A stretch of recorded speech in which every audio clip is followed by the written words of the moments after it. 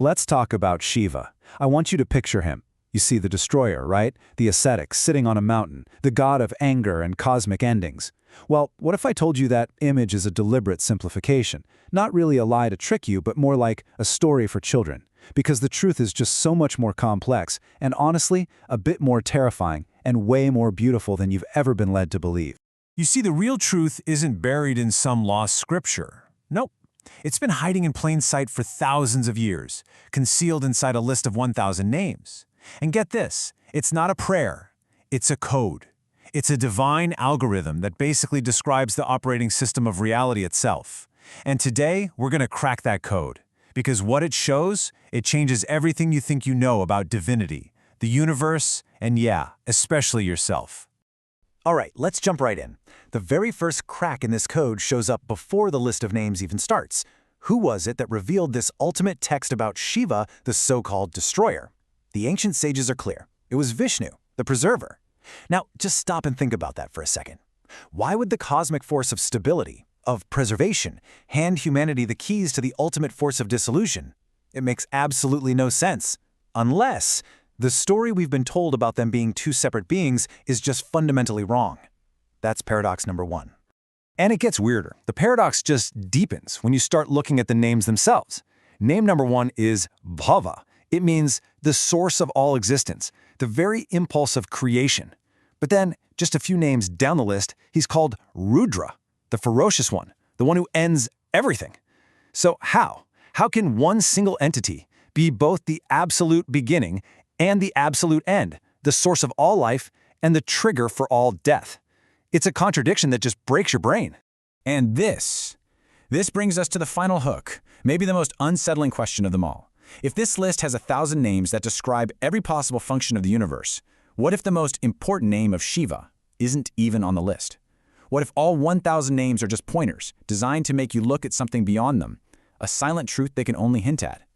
Keep these 3 questions in your mind. I promise we will answer them, but the answer is not what you think it is. So let's be really clear about something. This isn't just some abstract philosophical discussion. This isn't mythology. These 1,000 names, they're a map of consciousness. They describe the forces that are playing out inside of you right now. The force that creates your ambition, the force that destroys your ego, the force that preserves your hope. Understanding this code is like understanding the operating system of your own life. And once you see it, you can't unsee it. So let's begin. We're going to start with the name everyone thinks they know, Rudra, the destroyer, the fearsome one. This is the first layer of the code, and it's exactly where the first big mistake is made. We see destruction as an end, as something negative. But the sages who encoded this knowledge, they saw it in a completely different light. They were pointing to something way, way deeper. You know, the word Rudra doesn't just mean destroyer. The truth is hidden in its very syllables. Ru, it means sorrow or pain. Dra means to remove, to dissolve. So Rudra isn't the one who causes sorrow. He is the one who removes it. And how does he do that? By destroying the thing that causes the sorrow in the first place. Illusion, attachment, ego. So you have to see this. The destruction of Rudra isn't an act of violence. It's an act of supreme mercy. It's like a cosmic surgery to remove a cancer. Now, to really get this, you have to zoom out. I mean, way out. The universe, according to these ancient thinkers, isn't some static object. It breathes. It has an out-breath, that's creation, expansion, all of this manifestation. And then it has an in-breath, that's dissolution, contraction, a return to silence. It's not a straight line from beginning to end. It's a pulse, a cosmic heartbeat. And right here we find the answer to our second paradox. That out-breath, the explosion of matter and energy from a single point, that's what they called bhava, the principle of becoming. The in-breath, the inevitable collapse of all that complexity back into silent potential, well, that's Rudra. You see? They're not enemies, they're not opposites, they are just two inseparable phases of a single, unified process. You can't have one without the other, any more than you can exhale without ever inhaling. It's all one cosmic breath. Now just breathe for a second. In the middle of all this cosmic chaos, this endless, epic cycle of creation and destruction, where's the center? Where do you find the peace? The code leads us there next. After the storm of Rudra, it points us towards a profound, unshakable silence. And that brings us to this name, Sthanu. It means the pillar, the immovable one. Think about it. While the entire universe of Bhava and Rudra is constantly moving, creating, dissolving, Sthanu is the absolute, motionless axis that everything else turns around. It's the silent, unmoving witness to all the change. It's that deep, quiet awareness that is never born and never dies. It just is. The ancient Vedas use this beautiful, powerful image. Like a tree, he stands still in the heavens. This isn't just pretty poetry, it's an instruction. It's telling you that inside your own consciousness, right in the middle of all the chaos of your thoughts and emotions, there is a sthanu, a core of silent, pillar-like stillness that you can find at any moment. It's the eye of your own personal storm. And from that stillness, something absolutely incredible emerges. The code gives us the name Ishana, which means the Lord of all knowledge. The text says this is the source of all sciences, all arts, all wisdom. So what's the secret here? It's that real knowledge, real insight, doesn't come from just gathering more information. It arises out of the silence of Sthanu. When the mind finally becomes still, the truth just reveals itself. Wisdom isn't something you find. It's what you uncover when all the noise finally stops. Okay, so we've seen how Shiva is both the creator and the destroyer, Bhava and Rudra. We found that silent center, Sthanu. But this brings us right back to our first and most glaring paradox. Why in the world is Vishnu, the preserver, the one giving us this entire operating manual for Shiva, the destroyer? The system seems to be fighting with itself, but it's not. The code is about to give up its greatest secret. This is the view we're all given, right? A neat little diagram. Brahma creates, Vishnu preserves, Shiva destroys. Separate jobs, separate guys. It's clean, it's simple, and according to this ancient code, it's completely wrong. The sages were not creating a list of different gods. They were giving different names to different functions of one single reality. And the proof is right there, in the names. The master key that unlocks this whole thing is hidden in one single name, Purusha. In this list of names for Shiva, they include Purusha. Now, anyone who's studied the Vedas knows Purusha from the famous Purusha Sukta hymn. It describes this thousand-headed cosmic being that the whole universe is born from. And who is that hymn dedicated to? It's for Vishnu. This is not a coincidence. This is the key. So this is the point you cannot miss.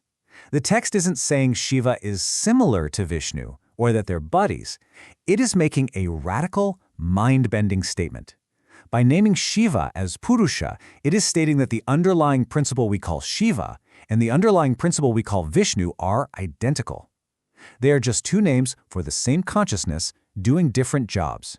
Preservation and dissolution aren't opposing forces.